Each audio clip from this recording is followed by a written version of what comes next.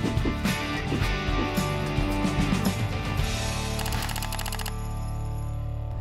pemirsa, kita ketemu lagi di Apa Kabar Amerika. Saya Patsy Widakuswara. Dan saya Supriyono dari Washington DC. Kami berdua akan masih membicarakan sepak terjang Presiden Donald Trump. Ini sudah minggu keempat. Tapi kelima sudah ya. Tapi kita tetap menghadapi berbagai kejutan-kejutan yang seru dari Gedung Putih gitu ya. Ya, khususnya wacana yang berkembang minggu ini adalah setelah kunjungan Perdana Menteri Israel Benjamin Netanyahu ke Gedung Putih minggu lalu ya. Dan memang cukup mengejutkan ya, terutama karena dalam pembicaraan atau dalam konferensi pers yang disampaikan oleh Presiden Donald Trump dan Perdana Menteri Netanyahu seolah-olah meninggalkan satu prinsip utama yang menjadi posisi Amerika selama ini terkait dengan perdamaian Israel-Palestina, yaitu dengan konsep solusi dua negara ya, atau jadi negara Palestina merdeka gitu ya. Tapi apakah memang benar-benar sinyal yang disampaikan belum begitu jelas ya, karena dalam konferensi pers itu menyatakan bahwa Donald Trump menegaskan bahwa terserah kalian. Jadi sekarang meja kalian satu negara, yang terbaik lah ya, happy. Gitu. Ini mengejutkan dan bahkan sepertinya Perdana Menteri Netanyahu juga terkejut gitu ya. Dan ini memang banyak yang unik ya kalau misalnya kita bahas dari pertamanya saja. Ini begitu kedua pemimpin ini bertemu, sebelum berunding sudah konferensi pers. Ya. Itu lain dari kebiasaan kan. Biasanya bertemu dulu baru kemudian menyiapkan pernyataan bersama dan kemudian menerima pertanyaan wartawan.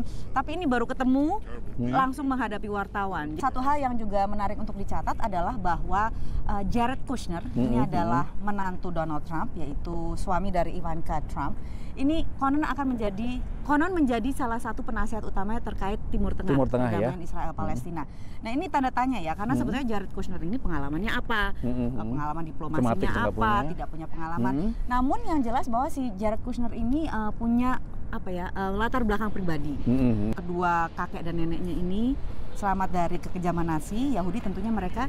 Dan Jared Kushner sendiri sejak dari muda itu pernah bahkan waktu dia umur 17 tahun dia mengikuti suatu upacara di Auschwitz di Polandia, di mana dia di situ mendengar Benjamin Netanyahu berbicara, dan bahkan Netanyahu ini sangat dekat dengan keluarganya Jared Kushner, bahkan pernah ke New York itu tinggal di rumahnya bersama dengan keluarga Kushner. Jadi ada hubungan personal ya antara Jared Kushner dengan Netanyahu gitu ya. Apakah ini kemudian nanti akan mempengaruhi kebijakan luar negeri Amerika terhadap konflik Palestina dan Israel gitu ya? Itu mungkin nggak tahu. Ya, kita nggak tahu karena terus terang sampai sekarang ini secara policy, secara kebijakan itu memang belum jelas ya. Maksudnya segala yang diucapkan oleh Presiden Donald Trump itu sebetulnya tidak jauh dengan posisi Presiden Amerika sebelumnya, kecuali yang dalam hal solusi dua negara ini.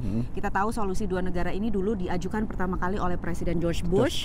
Dan juga diakui oleh Presiden Obama, mengatakan bahwa inilah syarat perdamaian Israel-Palestina kalau misalnya Palestina bisa berdiri sendiri secara merdeka. Dan selama ini kan mereka berusaha untuk melakukan negosiasi diplomatik tentang batas-batas dua negara seperti apa yang sampai sekarang belum selesai. Bahkan terakhir diadakan waktu tahun 2013 kemarin, John Kerry sudah berusaha untuk mengimplementasikan konsep itu, ternyata sampai sekarang juga belum selesai. Betul, gitu ya. Dan perundingannya sendiri mandek tahun 2014. Tapi kalau kita lihat reaksi-reaksi dari berbagai negara ya, dari PBB juga mengatakan bahwa seolah Amerika sudah dianggap meninggalkan konsep dua negara itu, dan ini seolah sudah, kalau memang seperti itu, ini akan menimbulkan keguncangan politik yang luar biasa, karena di luar alternatif dua negara tidak ada gitu kan. Sebetulnya mereka ada gitu satu alternatif lain yang tapi sama sekali tidak akan diterima oleh gitu ya. Israel, yaitu yang juga diajukan oleh Saeb Erekat dari Palestina. Dia mengatakan bahwa alternatif lain dari solusi dua negara Palestina merdeka adalah satu negara demokratis.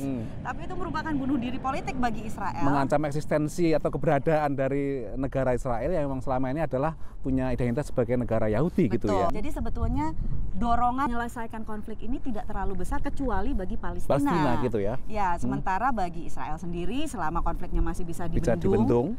Dan kemudian bagi negara-negara Arab sendiri yang sekarang ini sudah sibuk dengan ISIS sibuk dengan Suriah, menghadapi Iran dan sebagainya.